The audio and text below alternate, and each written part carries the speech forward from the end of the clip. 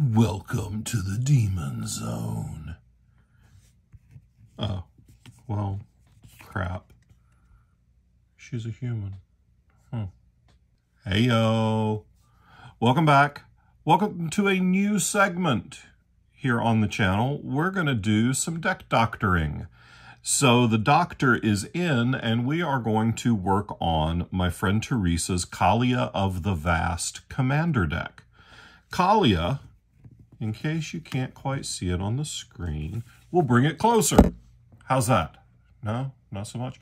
Kaalia the Vast, this was one of the absolute boogeywomen of the Commander format a few years back. Relatively low casting cost, 1 in Mardu, 1 red, white, black, for a 2/2 human cleric with flying, that whenever she attacks, you can put an angel, demon, or dragon creature card from your hand onto the battlefield, tapped and attacking that opponent. So it's entirely possible that if you ramp a little and get her out on turn 3, then on turn 4 you could attack and drop an 8 mana dragon on top of your opponent. That's... Pardon me, April. That's friggin' terrifying. You don't know what's coming. So Kaalia was a kill-on-sight commander for a long time. Still is, probably. I just haven't played against a Kaalia deck in a while. She's fallen a little out of favor. Now, Teresa sent me her deck, and handed me her deck, and said, take it apart. Kill it. Do it on camera. Make it better. So that's what we're going to try to do. This deck started off life as a pre-constructed deck, or a pre-con, and Teresa had made some changes and some upgrades to it, but hadn't touched it in quite a few years. So this deck has been sitting, and the Commander format has not been sitting still. So while this has been on the shelf, Commander has been growing and speeding up and progressing. So what we're going to do is we're going to take a look at what's in the deck right now, both in the pre-constructed deck and in after Teresa's modifications. And we're going to see what we can do to speed it up, bring it up to speed with how we're building decks today, as opposed to 10 years ago or more when this deck was first released. So let's dive right into the deck. What's in the deck? All right. We have a couple of normal draw spells. We've got Siphon Mind, everybody discards and you draw cards, and then Diabolic Tutor, you go search for things. I don't like either of them. These will be getting cut. Siphon Mind just pisses people off, and if you're not going to capitalize on making them discard, there are better ways to draw mana to draw cards for less mana. And Diabolic Tutor is just...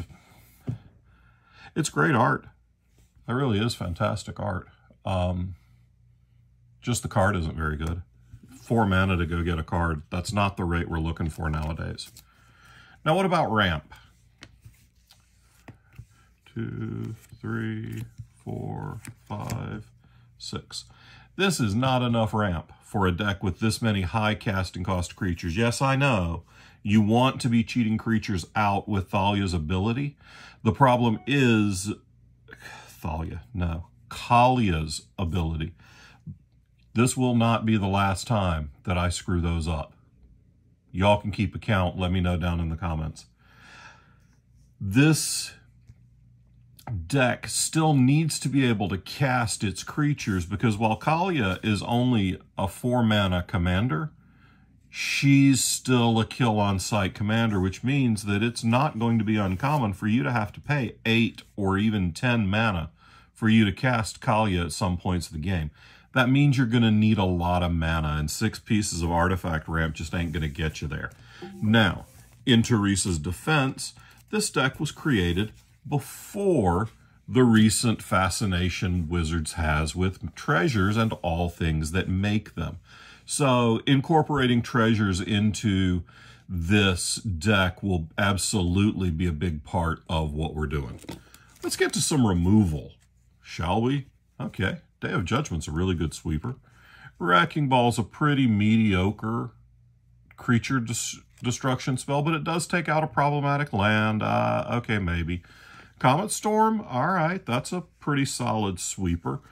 Return to Dust, when the deck came out, this was a house. It's not good enough anymore. Akroma's Vengeance, it's another sweeper. Terminus, hey look, it's another sweeper. And then there's Wrath of God, and Sulphurous Blast, and Thunderous Wrath, and Damnation, and Earthquake, and then Ugin. There are so many sweepers. Take them out. This is a creature deck. If you are destroying all creatures every 5 minutes, excuse me for a minute, the air conditioner just kicked on because it's April in North Carolina. There, we have shut down the jet engine from my office. I will try not to sweat on the cards. This is way too much mass removal. It's got some pretty good targeted removal. We've got a Mortify, that's fine. Path to Exile's great. Terminate's good. And Go for the Throat, honestly, I think Go for the Throat doesn't see enough play. I think Go for the Throat is a very well-costed card. And I just never see it. Your experience may very well be different. Your local meta is different. But we're going to definitely rebuild a lot of this removal suite. We're going to add a lot of ramp, and we're going to go through and add a lot more card draw, because boy does this deck need card draw. Now on to the critters and other stuffs. All right, well, Skurstag High Priest, it makes a demon, but it doesn't benefit from Kaalia's ability, so it's gone. Obnixilis of the Black Oath is a very good card. It's just only okay in this deck, so it's going away. Rakdos, big honkin' demon. Can cheat it out with Kaalia? Probably sticking around, especially for its acceleration ability. Rakdos makes other things cheaper for every bit of punishment your opponents have taken this turn. We like that. Desecration Demon, perfectly good rate. We're probably keeping it. Bloodgift Demon is very good. It adds card draw to this deck, which it desperately needs. Archfiend of Depravity is fine. It's a good cost. It's removal. We're probably keeping this. Harvester of Souls. Nah, we're keeping... Of course we're keeping this. Every time a creature dies, you can draw a card. Yeah, of course we're playing this. No promises on Resto Angel. The thing is that with Resto Angel, you want the targets to have really good enter the battlefield effects, and I haven't been seeing that very much in this creature suite so far, so Resto may not make the cut. Baneslayer Angel, however, is a Baneslayer badass, and we're keeping her. 5 mana for a 5/5 flying, first strike, lifelink, protection from demons and from dragons. This is a great upgrade to this deck. It feels really great thematically because Kaalia's drawing on all of these weird types of creatures to fulfill her dastardly schemes. Well, they're not all going to like each other, so Baneslayer Angel being in the mix is fun. Aurelia the War Leader. Extra combats are good when you want to kill people with combat damage. We're going to keep that. Angel of Despair is removal on a stick, and it's removal for any permanent, which is important. Lightkeeper of Emiria is almost 100% certainly gone, because if you cheat it out with Kaalia, you can't get any of the life gain effect, and honestly, who cares about life gain? My job is to beat your head in, not keep you from beating my head in. Shattered Angel, it's another of this weird life gain side strategy, so it's probably out too. Chancellor of the Annex, it's out. I mean, it's 3 white pips in a 3-color deck, and that's really difficult to pull off, especially with as many double red and double white and double black spells as you're going to have. A triple white is just challenging. And the effect is so medium. I just don't care. There are better angels. Way better angels. Resolute Archangel is not really one of them. A Chroma Angel of Fury probably is, but again, it's 8 mana for a 6/6. Pro white and pro blue, which are not the colors you really want to be protected from nowadays. It's out. Archwing Dragon is pretty good. 4 mana for a flying hasty 4/4, but at the beginning of the end step, it bounces back to your hand, so no. Bladewing the Risen, however, even at 7 mana for a 4/4, which is a crap rate, stat-wise, when it comes out, you can bring a dragon back from your graveyard straight to the battlefield, not even to your hand. So this is fantastic if you have enough dragons to make it good. See, that's the thing. Resto Angel can't blink angels. Bladewing the Risen can only get back dragons. So to play Resto, you have to have enough non-angels. To play Bladewing, you have to have enough dragons. So all of these things that care about specific creature types are going to be relevant when you're putting your deck together. Demon of Death's Gaze, 9 mana for a flying trample 9/9. You may pay 6 life and sacrifice 3 black creatures rather than pay. Look, it's great if you can cheat it in some way, and I might keep it in the deck just for funsies because it is a massive finisher if you can cheat it out, but good God. Villas Broker of Blood, 5 and 3 black, 8/8 fly. Again, if you're putting out enough 5/5 and 6/6 flyers, you don't care about an 8/8 flyer. It's just win more at that point. Just go for the things that you can actually cast, and we're really going to prioritize cards that we can cast without Thalia on the battlefield. Abhorrent Overlord we can cast without Thalia on the field, except all it does is make 1/1s and make you sacrifice 1/1s for a beater. I think we can find better creatures. Power creep is real, and in the 10 years since this deck was released, power creep isn't just real, it's ridiculous. So we're going to see what we can do to amp things up a little bit. Obnixilis Unshackled, 4/4 flying trample, don't care. Whenever an opponent searches his or her library, sack a creature and loses 10 life. It's pretty stout. But I don't know if stacks is really what we're trying to do. Maybe. We'll see. Overseer of the Damned. When it enters the battlefield, you can kill something. That's good. Whenever a non-token creature an opponent controls dies, you make a zombie. That's pretty good. 7 mana for a flying 5/5. That's okay. Hellkite Tyrant is good. It's staying. It's big. Stealing an opponent's artifacts is relevant. I've never seen anybody win the game with the bottom line, but I hold out hope. Bellfire Dragon's great. Bellfire Dragon stays. It's a 6/6 flyer for 7, and whenever it deals combat damage to a player, it deals that much damage to each creature that player controls.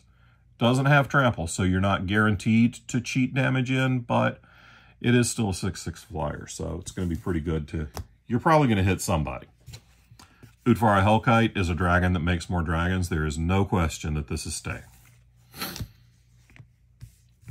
Demon Lord of Ashmouth, 5/4 flyer for 4 is pretty good. Having to sack another creature doesn't really work in this deck because we're not making that many creatures that we want to sacrifice unless we use something like Nightmare Shepherd.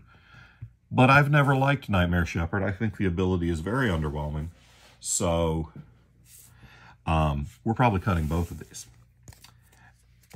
And then we've got a small protection suite in the deck. Lightning Greaves and Mother of Runes, I love. Bathe in Light. What the hell is this card and why is it even in here? Who knows? Go away. But these two are almost certainly staying. Lightning Greaves makes your creature essentially untargetable, and Mother of Runes can give protection after your creature's been targeted, which is also awesome. Now, there's some weird stuff in this deck, and some of that is because, well, they weren't as good at building pre-constructed decks when they released this, so they put things like Stranglehold in here. Your opponents can't search libraries. Okay, I guess that's relevant. If your opponent would begin an extra turn, that player skips that turn. If your opponent would begin an extra turn, ask them if they're going to win that turn, and if not, punch them. Do not punch your opponents. Right in the snoot. Do not punch your opponents. But, yeah, who cares? This is out. Then, this was a cycle in this set of commander decks. Vow of whatchamacallit. And this is before we had Goad. Those are another cycle of enchantments that do similar things with Impetus. Well, this enchants, theoretically, an opponent's creature. It makes it a little better, and it can't attack you. But your opponent could just not attack with it. The Impetus cycle goads them so they have to attack, and they can't attack you, and we like that better.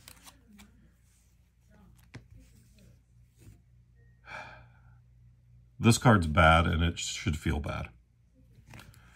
Death by Dragons is fine. It has dragons on it, which I guess is why they put it in the deck. But no. And this is, again, more weird life gain stuff. Get all this out of here. These cards are no bueno. All right. There's a mana base. Teresa has tweaked the mana base, so it is no longer the original mana base. We will tweak the mana base further. Currently, she's running duels. I approve of duels. She's running proxies. I approve of proxies. I don't think that you should have to own... I don't think your commander deck should have to cost thousands of dollars. If you have the cards, rock on. If you want to acquire the cards, rock on. If you want to go to a website where you can order proxies, go for it. I do that too sometimes. I have a nice little stack of proxied Magic cards. The precons have too many basics, so we're going to change a lot of that. They have crappy fetch lands. We may keep the Dragonskull Summit. We're almost certainly getting rid of the bounce lands, and we will add in more fetch lands, and we're going to add in more utility lands, and we're going to cut Mutavault, which, while Mutavault is a fine card, and yes, it does have typal synergies with some of the other things in the deck, we don't care that much, because it can't be cheated out with Kaalia. So we're going to focus the deck a lot more on letting Kaalia do Kaalia things. But right now, we need a diagnosis on this deck, Dr. Deck. Dr. Deck says this deck has not been eating its vegetables. It does not have enough ramp. It does not have enough card draw. It has far too much mass removal and not enough good targeted removal. This deck is not healthy. This deck, it got to scurvy. So we're going to go in and we're going to get this deck some vitamin C for more colored mana. I just made that up. Give me a minute. And we're going to give it some vitamin D, not that one, you perv. We're going to give it some more vitamin D in the form of draw, and we're going to clean up its vitamin R for removal. So we are going to help the deck eat its fruits and veggies and let it punch harder. So let's get into some surgery. I'll be back in a few minutes with revisions to the parts of the deck. All right. Look at all that lovely removal. Getting rid of your opponent's stuff is really important, especially in a game of Commander when you're dealing with 3 people trying to advance their board state at your expense. You can't let them do that. You can't let them talk to you like that. So that means you need to have flexible and efficient removal spells in your arsenal. You're going to need some sweepers. You're going to need to be able to address multiple targets at one time. You're going to need to deal with creatures, and you're going to need to deal with artifacts, enchantments, and planeswalkers. This removal suite can't really do that. There's one card that specifically deals with artifacts. This deals with artifacts and enchantments. This will deal with a land. But then you've got some your direct creature removal, terminate, path to exile, go for the throat. These are quite good. These are very efficient. I would suggest that we go ahead and add a Swords to Plowshares to that, because it is the best single target removal spell for creatures in the game. Then I like to play Oubliette. When someone really bugs you, shove them in a hole. There's a lot of commanders that you want off the battlefield, but let's say you're playing against something like Derevi or Yuriko that they can just cheat right back out with essentially no penalty. Oubliette stops that because it phases the creature out until Oubliette leaves the battlefield, so they can't put it in the command zone. Oubliette's great. Oubliette, Darksteel Mutation, Kenrith's Transformation, Lignify, Imprisoned in the Moon. There's a Song of the Dryads. There's a spate of cards that turn something into something or phase it out so that it's out of the way. And sometimes you really need that in your life.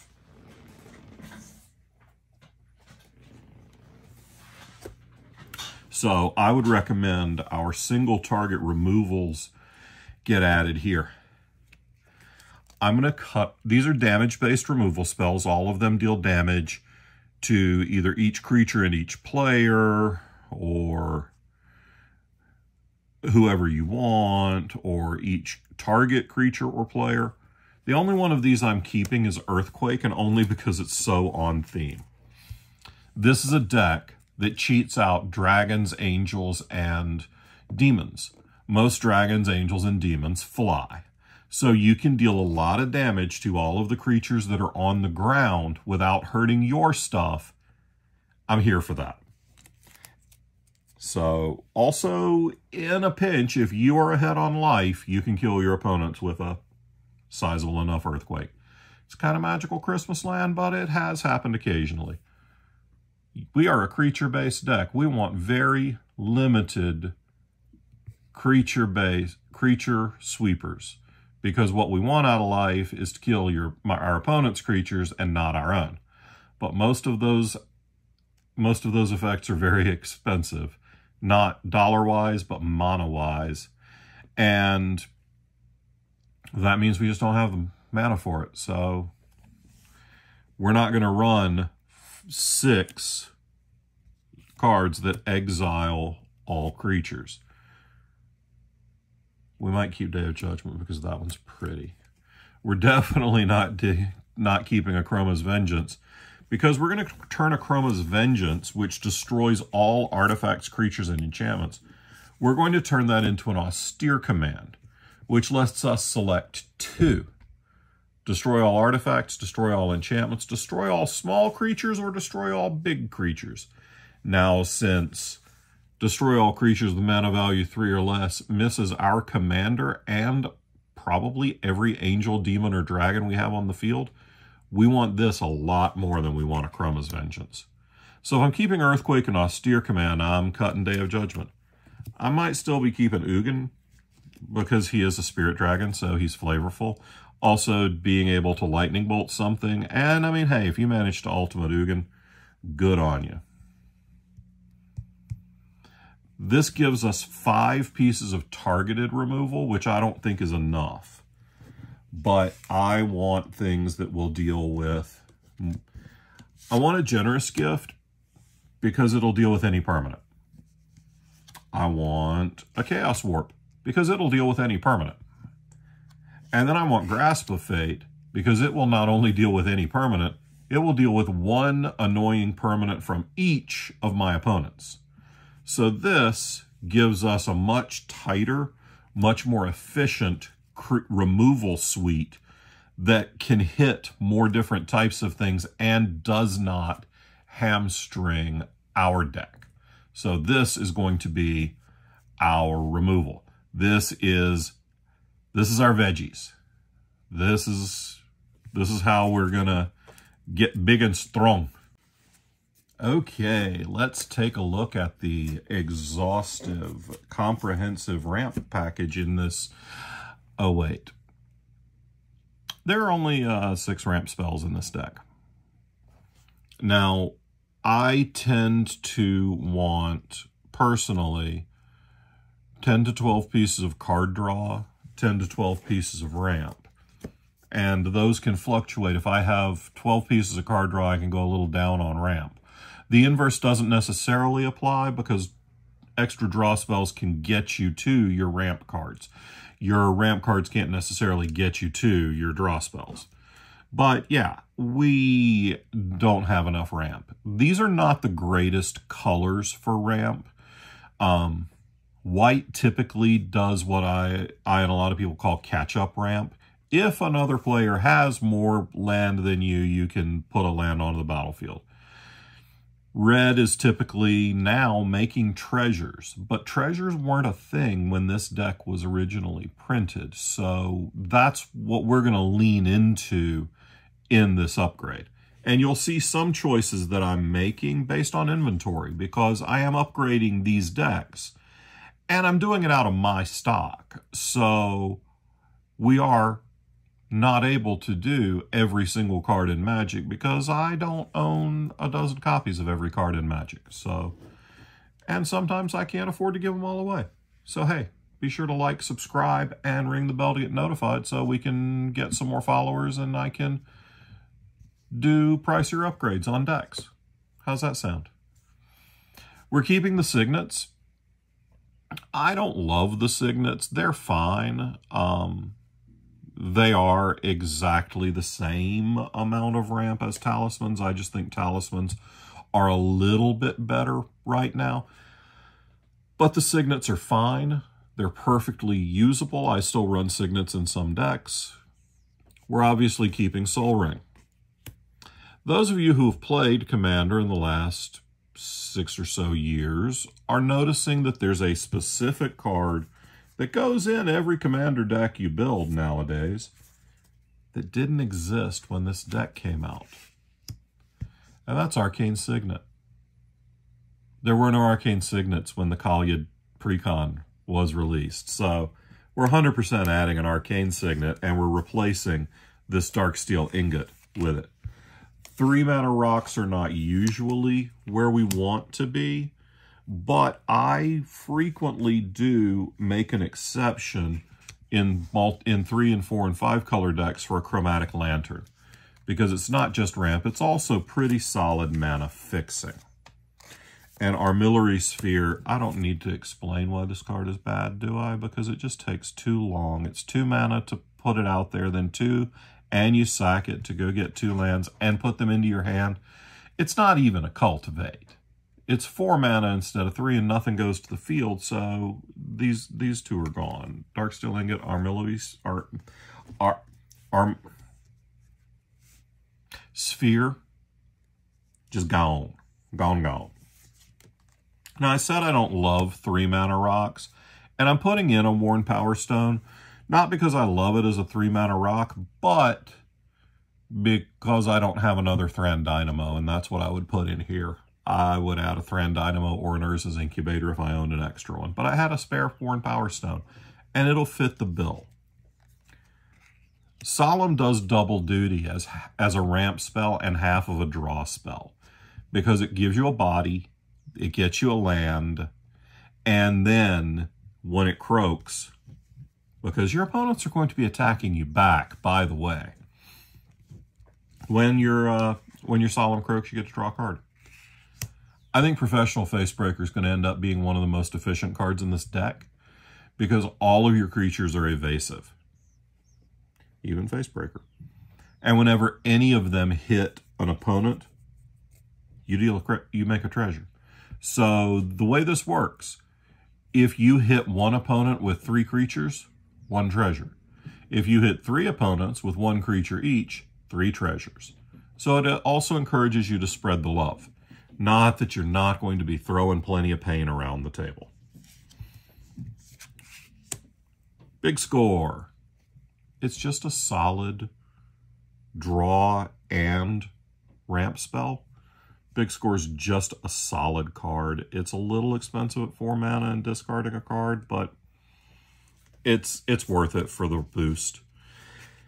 And then Brass's Bounty makes you a treasure for each land you control. This deck is going to need a lot of mana because Kaalia's gonna get killed. She's gonna get killed more than a Highland Games, y'all. So you're going to need to be able to cast the things, and a lot of your creatures are going to have fairly restrictive mana costs because they're expensive. They're big creatures. Big creatures cost a lot of mana, and they cost a lot of specific colored mana. You're not playing Eldrazi where all you need is a pile of any flavor mana. Although with Chromatic Lantern, you kind of make that. So this is our ramp package. This is 11 pieces of ramp to go with 11 pieces of removal. You can probably guess that we're going to want to be somewhere in that same range when we get to the end of our escapades trying to upgrade our card draw here in a minute. Oh, look, less than a minute. Here and a now. Here and a now, we're going to work on our card draw. It doesn't take much for me to look at the card draw that's already in the deck and say, well, that's useless. And it's not useless. Diabolic Tutor and Siphon Mind aren't terrible, but they're not good. And they're not the best, they're not even the best budget options that we can work on. So I'm going to go pull some really good or slightly better than medium card draw in Mardu colors. And we're back with some draw. We're finishing up our fruits and veggies section, trying to get this deck out of Scurvy Town. So you'll notice all these cards are black. Honestly, card draw in red isn't great. It's usually impulse draw. We can do some things like Faithless Looting or Ren's Resolve, and they'll be just fine. But without adding in a Reanimator package, which I don't really intend to do in this deck, without adding that in, I think that we're going to need to get cards and keep cards, as opposed to get cards in exile or discard too many cards to draw extra cards. So I just went with a few things that I think will be interesting. Let's start with the big boy, Hoarding Broodlord. Now I know I've already talked about not liking having 3 pips of one color in a 3-color deck, and I still don't, but Hoarding Broodlord has Convoke, which means that if I have a black creature on the battlefield, I can tap it to pay a black or a generic. So it's entirely possible that I can cast Hoarding Broodlord for a reasonable mana cost, not the full 8. It is a flyer, and it also tutors for anything. So it can be cheated out with Kaalia and tutor, and then you can cast it and tutor. So I feel like this is a way better tutor than Diabolic. Indulgent Tormentor. Usually you don't want to give your opponent a choice of anything, but every turn, hey, you over there, you don't have any creatures. So do you want to pay 3 life, or do you want me to draw a card? Hey, you over there, you're at 7. Would you like to sacrifice a creature or have me draw a card? Because you ain't paying 3 life. So Indulgent Tormentor lets you make your opponents make difficult choices. Read the Bones. Scry 2, draw 2, lose 2. Black pays life for cards, and I dig it. Which is good, because the next one is Ambition's Cost, or Ancient Craving. They're the same card, just different names. 3 and a black for a sorcery, you draw 3 cards, you lose 3 life. Let's go. Phyrexian Arena. Pay 3 mana, draw an extra card every turn, but get dinged for it. Wedding Ring. This is a white card, so it must have something else going on. Oh yeah, it does. You only get to draw when opponents draw. Okay, rock on. But also, when your opponents gain life, if you gave one of them a Wedding Ring, you gain life too. So I like Wedding Ring. It's fun. It adds an interesting dimension to the game. Painful Truths. Pay 3 mana and 3 life and draw 3 cards. Let's go. Obnixilis Reignited is a removal spell and a card draw spell. And yeah, there's an emblem, but realistically, you're a Planeswalker is not. You're not untapping with Planeswalkers in Commander very often. They're boogeymen to most of your opponents, so they're going to work hard to destroy it immediately. This is a very flavorful include, and there's a slim chance that you could resolve 4 demons with different names and win the game. But as a rule, it's just pay 5 mana, 4 life, draw 4 cards. And then it's something else that your opponents have to deal with. Because if it's left unchecked, eventually it will just win you the game. It should never happen. Your opponent should be better than that. No promises. So let them screw up and give you a game or two. It's fine. And then Cunning Rhetoric. People are going to attack you all the time because you're going to be creating big threats. So you may as well get a benefit out of them attacking you, which is the top card of their library. Come at me, bro. I'll beat you back with your own stuff. Let's do it. Let's go. So that's a new draw package, which I think is going to be much more effective than what we had. And then the last section we want to doctor on a little bit is going to be defense. I tend to run a little more defense than this. Mother of Runes, I think, is a great include, especially because giving something protection means it can't be blocked by things of that color, so it'll help you get some of these other things in for more damage. And with Lightning Greaves, you need Greaves' baby brother, Swiftfoot Boots, because you want to hit with things and you want to not get your things hit. So then on top of that, eventually you are very vulnerable to board wipes because you're a creature-based strategy, so you're going to want to be able to just poof out and avoid a board wipe. And Teferi's Protection is some of the best board wipe defense in the game. So that's our defense package. Defense, defense. Defense wins championships. In this case, it's just going to keep your commander alive for a little longer and hopefully win you a few games. A well-placed, well-timed Teferi's Protection has absolutely swung the momentum of more than one Magic the Gathering game. So next up, we're going to take apart the creature and what the hell is this package. Let's just look real quick at the what the hell is this package.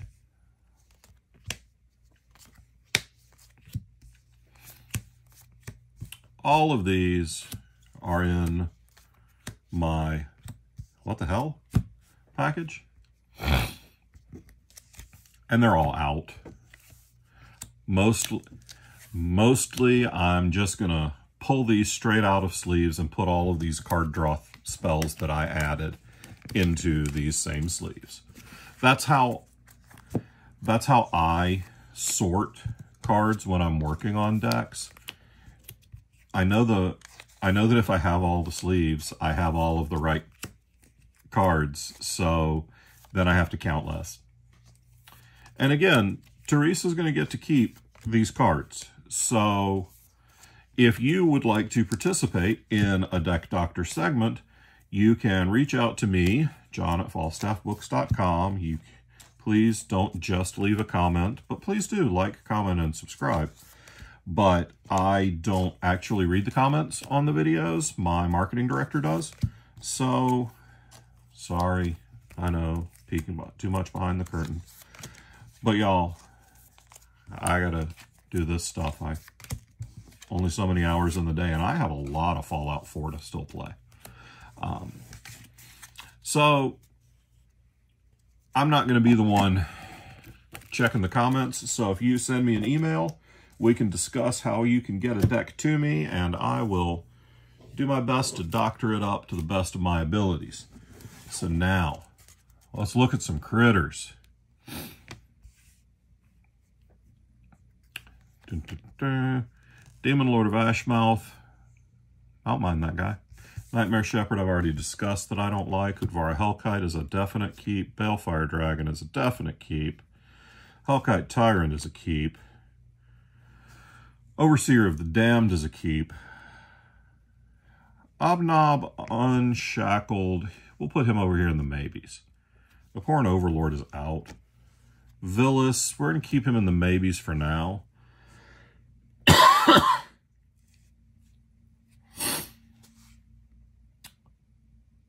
Sorry, I mentioned allergies. Demon of Deathgate, we're going to keep him in there for now. Bladewing is going to be in the probably category once we figure out how many dragons we have. If I don't have a high enough density of dragons, excuse me, the jet engine kicked on again. There. If I don't have enough dragons, then I'm not going to play Bladewing. I probably want 7 or 8 other dragons in the deck to know that I'll be able to get something back. Archwing Dragon will not be one of them, because as we discussed, putting it back in my hand at the end of the turn is lame. Achroma, Angel of Fury, goes over here in the maybes. Resolute Archangel, we talked about that being out. Chancellor of the Annex is out. Shattered Angel is out. Lightkeeper of Emeria is out. Angel of Despair is 1000% in, because it also counts as a removal spell. That hits any permanent. Aurelia the War Leader is in because extra combats are awesome. Baneslayer Angel is in because Baneslayer Angel is awesome. Resto Angel is out. Harvester of Souls is in because he draws you cards. Archfiend of Depravity. Yeah, we're probably keeping this just because it will make opponents destroy their stuff. Bloodgift Demon will stay because he draws you cards and he's a good rate. Desecration Demon will stay because he's big and is a good rate. Rakdos will stay because he's great and has a good rate. Now, how many dragons, demons, and angels am I going to want in this deck? I'm going to want a bunch. I'm going to want a couple dozen or so. Now, there's a few cards that make me want a good density of certain types. Because of Bladewing, I want some dragons. I currently have... I currently only have 3? Is that right? Yeah, I currently only have 3 dragons other than Bladewing. So I'm going to need at least 4 or 5 more dragons. And they can't all be 6, 7, and 8 mana. Because again, I have to be able to cast these on my own at some point. Demons, I'm in a little better shape for Liliana's Contract. I'm going to want probably 8 to 12 to be able to have any chance of having 4 demons on the battlefield. But I already have identified 7. So I can live with just a couple more demons. And then I need some more angels. But again, all of these are really expensive. So let's go dig through my boxes of cards and see what we've got for stuff in the 3 to 6 mana spots for more dragons, more demons, more angels. So I'll be back in a few minutes with some adds to this. What are we looking for? 1, 2, 3, 4, 5, 6, 7, 8, 9, 10, 11, 12, 13, 14. I'm probably looking for 10, probably close to 10 cards to add in here. So I'll be right back with some more angels and demons. Filming has been paused for cat. Gandalf saw an open space. He put his ass in it. Didn't you, buddy?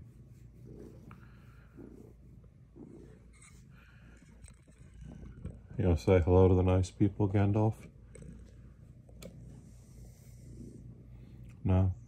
You want me to piss off and go back to digging through card boxes while you lay here and be comfortable? You do? Alright. Okay, I've spent a little time digging for angels, demons, and dragons while Gandalf took a nap on my playmat so let's see what we've got here. These are things that we were keeping from the first iteration of the deck. I'm laying them out in order of mana value because I have really focused on us being able to cast our spells no matter what happens. And yeah, I'm pulling back a couple of things that were stacked up in the draw spells because they do double duty, but now this Indulgent Tormentor and Hoarding Broodlord will go back over here onto the pile. Let's get the cards situated to the camera. So we've got 14 beaters right now. Plus 1, 2. And this is how I build decks, by the way. I spend a lot of time going through cards and digging through cards because I enjoy digging through cards. All right, so we've got 16 total beaters. And a stack of stuff that are no's. And then a stack of stuff that's probably no's.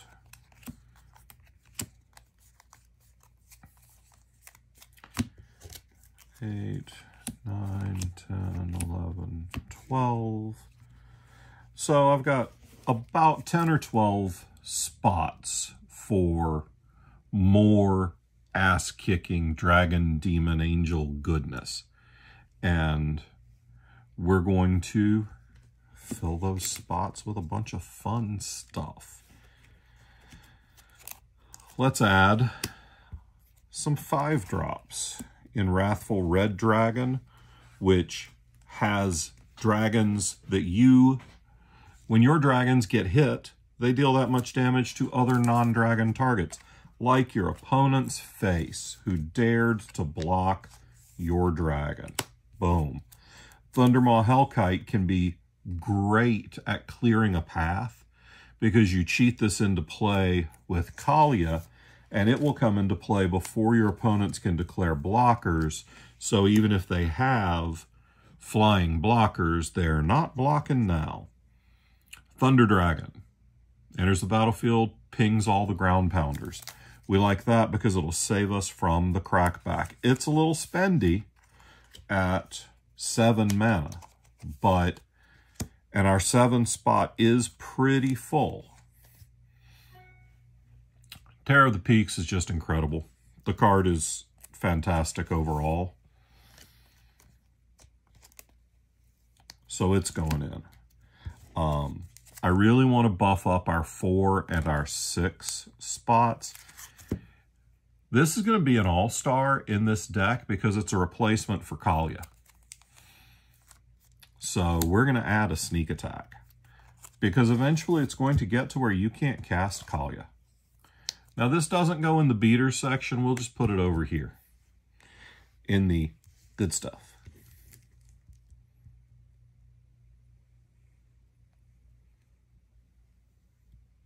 That's 20. I'm going to want about 5 or 6 more. And I'm not 100% sure which ones of these I want.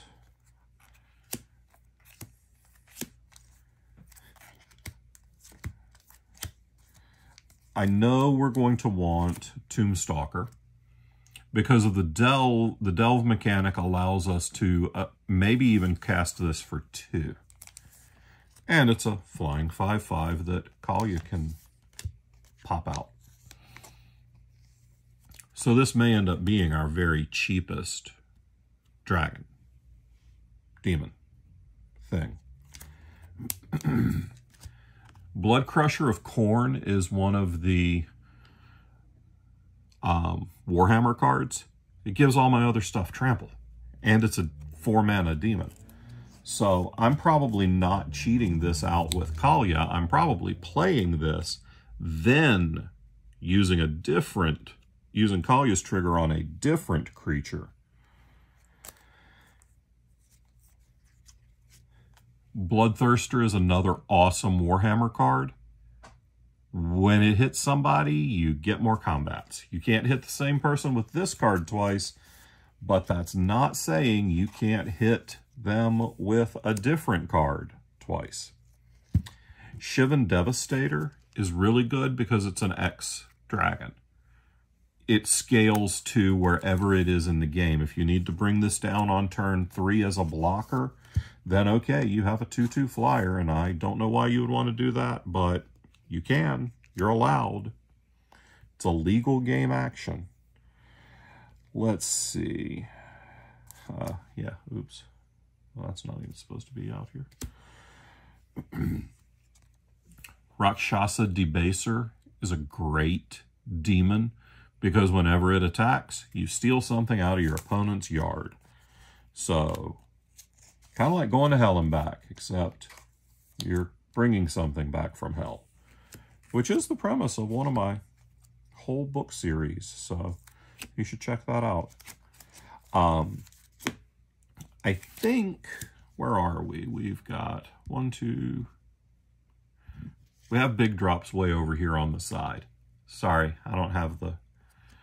I should probably raise the camera. We got big things over here. So 1, 2, 3, 4, 5, 6, 7, 8, 10, 11, 12, 13.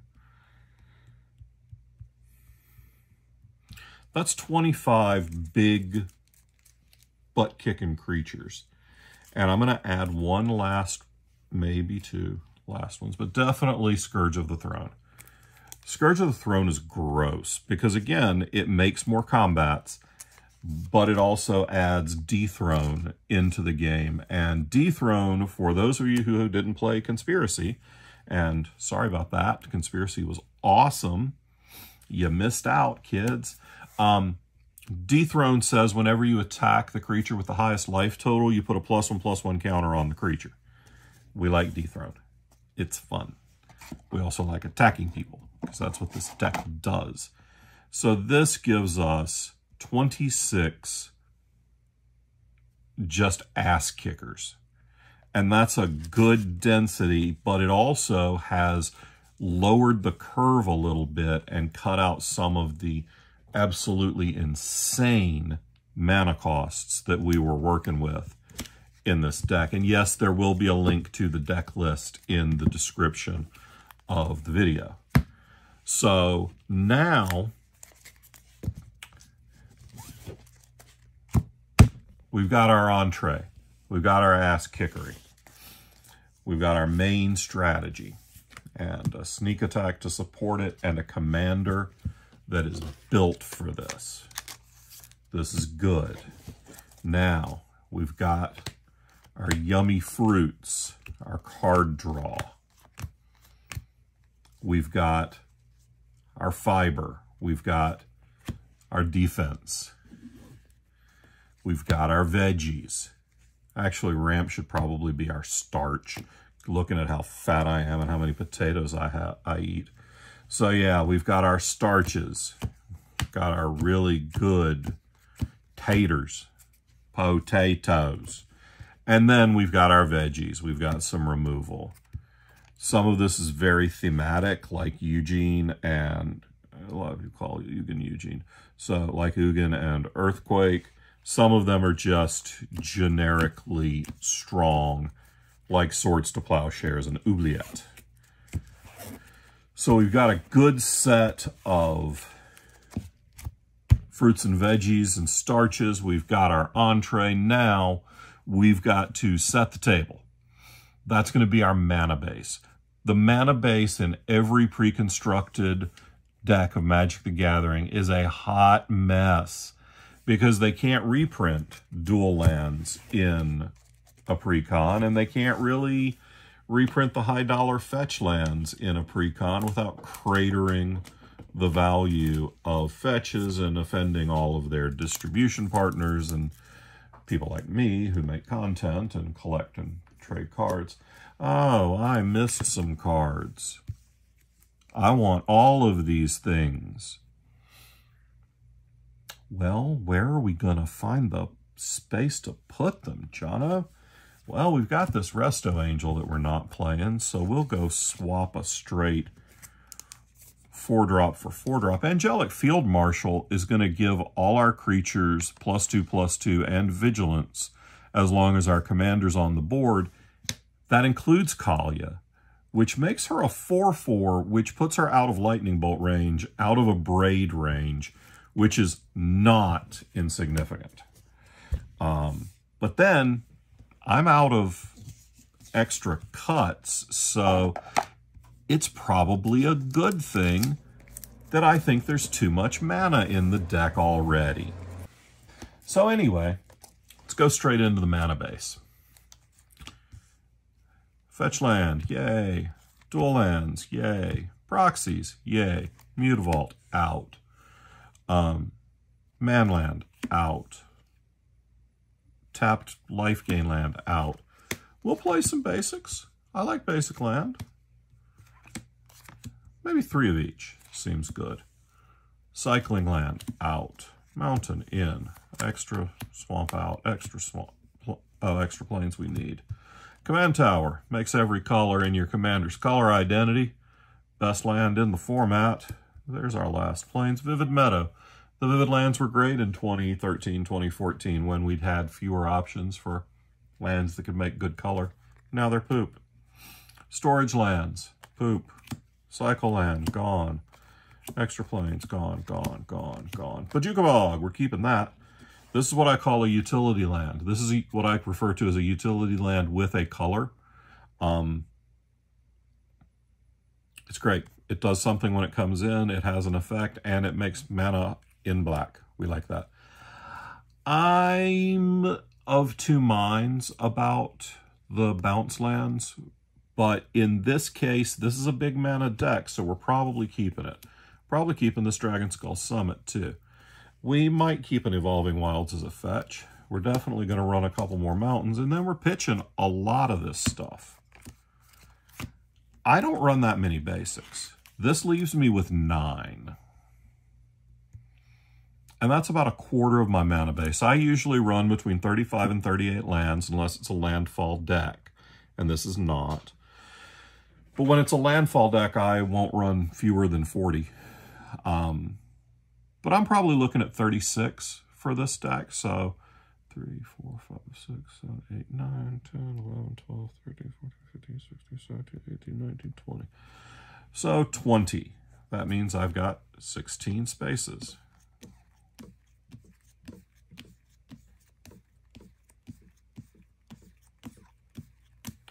That leaves me 2 extra. That means that out of these 3 cards that I can add in, I can pick 2 of them. I'm going to take this Angel of Finality because it nukes an opponent's graveyard. So it's 3 and 1 white pip, which is huge, awesome. So it's a 4-drop, reasonably costed, and it takes out a graveyard. And then I'm going to add in Angel of Sanctions because it's an O-ring in addition to being a flyer and a beater. And because, honestly, I only own 1 Battle Angel of Tyr, and I kind of want to keep it instead of giving it away in a deck tech video. So the more of you that like, subscribe, and ring the bell to get notified, the more options we have for giving away more Magic cards in these videos, because then maybe we can get YouTube to monetize these bad boys. So, if you enjoy what we're doing, tell all your friends. If you don't enjoy it, keep your damn mouth shut. Now, let's do some upgrades. First thing is we're going to fill out the fetch land cycle. Teresa owned a Marsh Flats, so she put it in there. I'm not giving away real fetch lands as part of these upgrades, but I will give away proxies. So, Fabled Passage didn't exist when this deck was initially released. Fabled Passage is fantastic. And Arid Mesa and Bloodstained Mire are not always inexpensive cards. So, personally, For proxies, I will only proxy cards I own at least one copy of. But I only own one copy of a lot of really expensive cards because there's some stupid stuff in Magic, y'all. There's some expensive crap that has no real reason being expensive. So I proxy them. And I got no problem with you proxying them. You can't do it, obviously, in a sanctioned tournament. That's all I care about. And I make my proxies, I make them, get them made on a site in China, and I always put a back on it so that it's very obviously fake.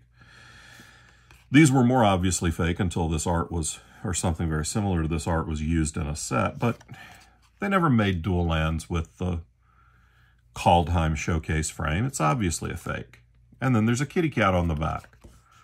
You know, these shock lands. This is not what, they didn't, these don't look anything like real shocks.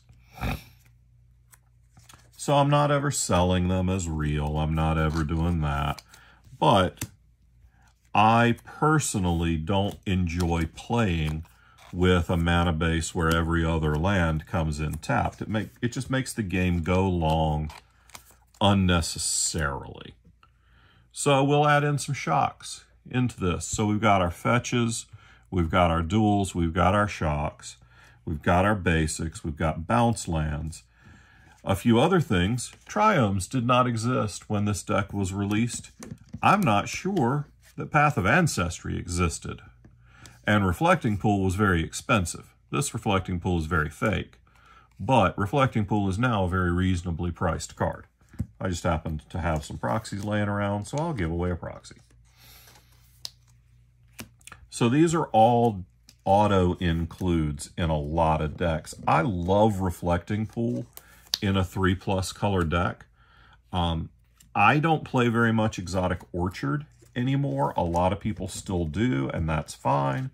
But I feel like I can get better mileage out of a Reflecting Pool usually. All right, now let's get into something I really liked playing around with decks is the utility lands. Like I said, Bojuka Bog is a utility land. It makes mana, but that's not really why it's in the deck. Like Rogue's Passage isn't in the deck to make a colorless mana. Rogue's Passage is in the deck to make something unblockable and murder someone. Zhalfirim Void isn't in the deck to make a colorless mana. It's in the deck to give us a scry and maybe dig deeper to find an answer. Then Bonder's Enclave draws me a card. I'm almost always going to have a creature with power 4 or greater. So I can just pay 3 mana and draw an extra card. Ancient Tomb is a ramp spell. There are always problematic land. So I run a couple of pieces of targeted land destruction in every single deck. So that somebody puts out a Cabal Coffers, I can nuke it. Somebody puts out a Gaia's Cradle, I can nuke it. If somebody's looking like they really, really, really need that Urborg, I'm probably going to blow it up. Even though the Urborg may be helping me. And then I run Scavenger Grounds in pretty much every deck. Sacrifice a desert. This is often the only desert in the deck. Pay 2, tap it, sack it. Exile all graveyards. So this is a mana base. This gets us to 36 land. And that's going to be much, much tighter and more efficient. And we will go ahead and swap out this pre-con land with this pretty pre-release land from, I believe, Maze's End. So, that's the deck now. Mana base is now 36 land. With way fewer basics. We've got a lot more angels. We've got a backup way to cheat our big badasses onto the field. We've got some things that enhance everything we're doing. We've got just a lot more big beaters and a lot fewer of the, what does this do? Why is this here? So we are going all in on make big things, kick big booty. And then we've got so much more card draw. I'm hoping that this deck will go much more smoothly the next time T runs it out at her local game shop or at a con. If you come by the Falstaff Books booth at most conventions, we may very well be able to play Magic with you at the con. Feel free to come by and ask. We love hanging out with our fans, and if we've got the time, well, I put this whole little box together just for that purpose. This is all 4 Fallout decks in one place with all the tokens, dice, etc. So if you want to meet us at a convention and check out the Fallout Commander decks, or just hang out and sling cardboard with us and talk crap and tell lies, come to the booth, see if we're playing. We'll try and find a spot to hang out. I kept these are unaltered precons so that the power level is all fairly consistent. I have played all of these but the science deck, and I really like them. I like them so much that I upgraded the dog meat deck and ran it in my box of decks for a while. And then I also have just built my own Mothman deck. So come see us at a convention. You can play cards with us. If you're interested in sending in a deck for me to tech and upgrade, you can see kind of what we're looking at doing. I'm not putting in any real dual lands. I'm not putting in $1,000 worth of upgrades, but I'm also not saying, hi, we're going to take out 10 cards, add in 10 cards, and that's all we're doing. Because I feel like that never touches the mana base. And that is usually, well, one, it's a way you can sink the most money into your deck much faster than any other method. But it's also really important to be able to hit your land drops, play your spells on curve, and have enough mana to do fun things. So we're going to goldfish this a little bit. So if you're not interested in seeing how the deck draws out, you should just, jump to the end, click the things that my marketing director puts on here to make the videos look awesome, and watch something else. But if you do want to see how it shakes out, well, stick around. All right, we've shuffled up. Our Kaalia's in the command zone. Our deck's ready to go.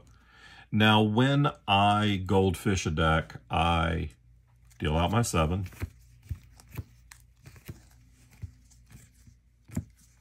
And then I go through it just like I'm playing a game. So, mulligans and all. Let's take a look here. Liliana's Contract. Zephyrum Void is good in an opening hand because it lets me scry. Oubliette, basic land. Triome is almost certainly my turn 1 play because it gets all my colors onto the field, plus it always comes in tapped. Scrubland, terminate. I don't love this hand. There's no draw and no accelerate, no real draw. Drawing on 5 is not exactly what I'm in for. But there's also no ramp. But there's 4 mana. Got some kill spells to keep me safe for a bit. We'll try that. This is an acceptable starting hand if the table is casual. We'll draw a Chaos Warp. That's another removal spell. And we will play out this Triome tapped. Next turn we untap. We draw Rakshasa Debaser and Scrubland and pass. In a perfect world, I would want to be drawing a card there. Or better yet, ramping there so I can play Kaalia on turn 3. That's what I want out of a normal game. Turn 3 is an Orzhov Basilica.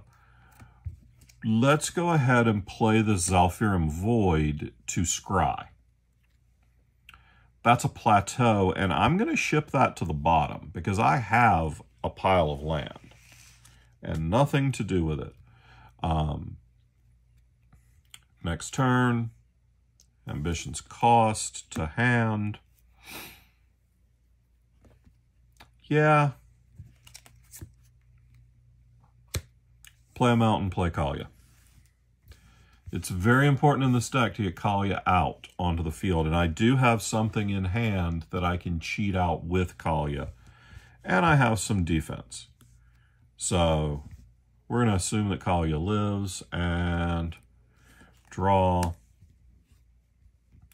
So I'm going to go straight to combat here, and I'm going to play Kaalia, and I'm going to play this, and then I'm going to cheat out this Rakshasa Debaser. Now, that means that if there's something in my opponent's graveyard, I can put it out on the battlefield under my control. It's turn 4, 5. There may very well be. If they decide to block my Debaser, then I will tap a red and a black and terminate the blocker so that my Debaser gets through and or lives. Second main phase, I'll play the Orzhov Basilica, bouncing the Zhalfirim Void.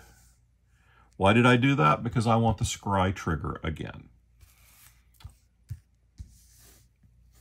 Next turn, I will untap, I'll draw, Painful Truths. I'll play the Zhalfirim Void as my land for turn, scry, ship that to the bottom. Then I'm going to go ahead and pay 3 mana of 3 colors to cast Painful Truths, to pay 3 life and draw 3 cards. I'm almost certainly going to lose this game because haven't hit a whole lot, but the deck has done what the deck does. Let's take a look at another example. All right. Let's see what we can goldfish out in Kaalia Town today. 1, 2, 3, 4. Yeah, we're keeping this. It's not the greatest, but it's 3 land. It makes all colors. And I've got Lightning Greaves, so I can immediately protect Kaalia. So yeah, we're going to keep this hand. Strip Mine is fine. We'll go ahead and play the Triumph tapped first because it has to come in tapped. So we'll untap, draw Swamp, play a Reflecting Pool. Now I have all my colors twice over, but I'm going to play a Lightning Greaves.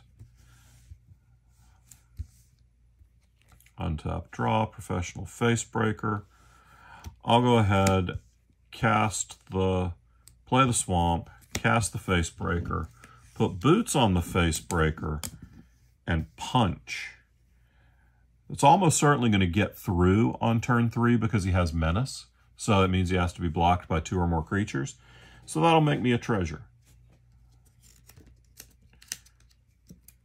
So now I have a treasure token as well.